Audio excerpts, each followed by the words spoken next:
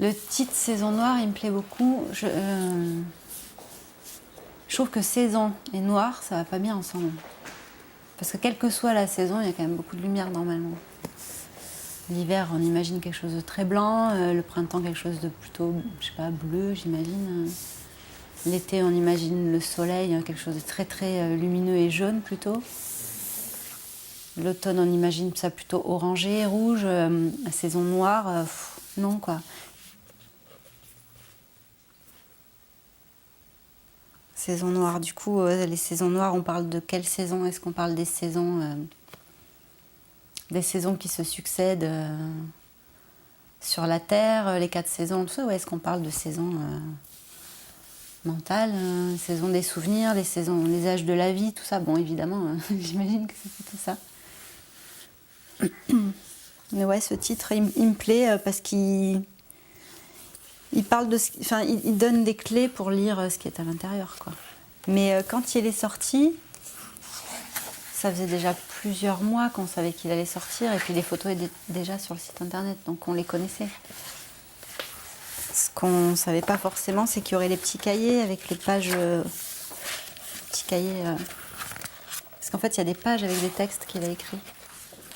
Et donc, ils sont, je sais pas comment on peut dire, disséminés dans le livre, comme ça. Et tu tombes dessus un peu par surprise. Ils sont pas forcément en rapport avec la photo d'avant, la photo d'après, tu vois, mais ils viennent apporter quelque chose, je trouve. Ils sont très poétiques, les textes. Ils vont bien avec les photos, quoi. Ben, je trouve que c'est très différent par rapport aux autres livres. J'avais beaucoup aimé aussi Tôt un dimanche matin. Tôt un dimanche matin, ce sont des photos de Montréal tôt le matin. Là, on sent que c'est chez lui. On sent que ce qu'il montre, c'est beaucoup plus intime. Il montre vraiment une partie de lui, quoi. Puis on voit des enfants qu'on suppose être les siens. On voit des parents ou des grands-parents qu'on suppose être les siens aussi, ou en tout cas qui pourraient tout à fait l'être. À partir de là, on imagine que la maison c'est la sienne, que la forêt c'est la sienne. Puis à un moment donné, on tombe sur le contenu d'entrailles. Donc les entrailles de qui? Est-ce que ce sont les siennes aussi? Parce que cet intérieur, bon, je m'y connais mal en animal mort quand même, tu vois. Il y a quand même quelque chose dans cette photo qui interpelle. Il a réussi à rendre beau quelque chose qu'on n'a pas envie de voir en fait. Bon, puis là on voit les mains des dames, des vieilles dames, qui fouillent les viscères, quoi. Et ça fait vraiment penser au poème de Michaud, quoi. Il l'emparouille et l'endosque contre terre. Il le rague et le roupette jusqu'à son drâle. Il le pratelle et le libuque et lui barufle les ouillets. Il le tocarde et le marmine. Le manage rapari et ripara. Enfin, il écorcobalisse.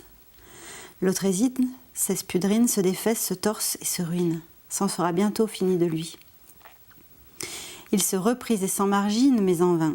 Le cerceau tombe qui a tant roulé. À bras, le pied a failli, le bras a cassé, le sang a coulé. Fouille, dans la marmite de son ventre est un grand secret. Mégères alentours qui pleuraient dans vos mouchoirs, on s'étonne, et on vous regarde. On cherche aussi, nous autres, le grand secret. C'est particulier de déformer l'intérieur d'un individu comme ça, là, quand il pense. Bah ouais, au départ, tout est, tu vois, bien mis. Et puis d'un coup, c'est le gros bazar. Avant, après. Je cherche la photo de la main que j'aime beaucoup.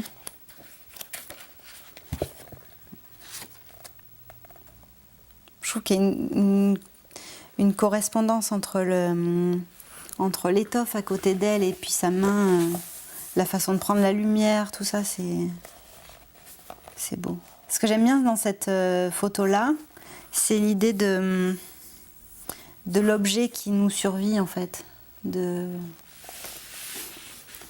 L'idée qu'on vit toute une vie avec une bague au doigt, ce qui n'est pas rien symboliquement, et que la bague nous survit. C'est-à-dire que là, à un moment donné, cette bague, elle a bien dû la remplir avec son doigt, tu vois. Et aujourd'hui, sa main est toute ridée, la bague tombe, il n'y a plus qu'une phalange qui la retient. Bah, c'est quand même l'idée qu'on n'est qu'un passage, en fait. Ou en tout cas que la vie, notre passage sur Terre, c'est quand même bref. Après, je sais pas les références qu'il souhaite avoir. Hein. Mais on reconnaît souvent Chardin, par exemple, je trouve, dans ses natures mortes, notamment les petits, ce qu'on pourrait appeler des coquillages, qui sont des petits escargots. On dirait vraiment des bijoux posés comme ça avec les petits reflets. Ça ressemble aux natures mortes quand même. De là, après, on peut imaginer